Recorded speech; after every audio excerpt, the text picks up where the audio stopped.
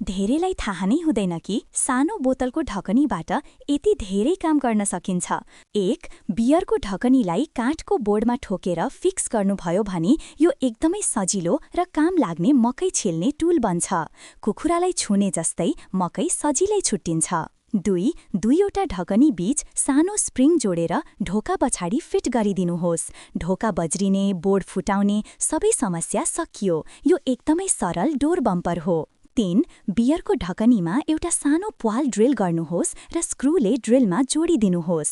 अब यो ढकनी नै मजबुत होल पञ्च टुल बनेर काम गर्छ। 4. काठको दुवै छेउमा बोतलका ढकनी जोड्नुभयो भने यो एकदमै काम लाग्ने पिलिङ टुल बनिदिन्छ। काँक्रो, मुला सबै छिल्न सजिलो।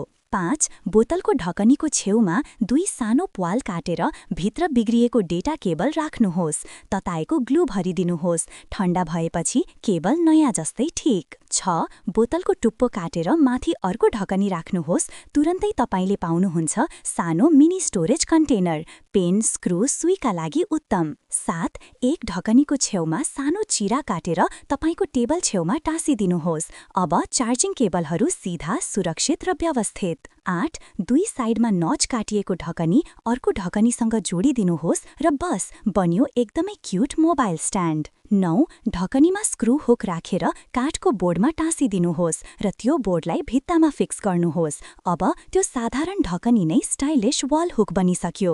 10. ढकनीलाई लाइटरले हल्का नरम बनाई दाँतेको सहायताले सानो प्वाल बनाउनुहोस्। माथिको भागलाई टुक्र्याएर टाइट गर्छै यो बाटोले ढकनी चेन लुब्रिकेटर टुल बनिदिन्छ साइकल मेसिनका लागि।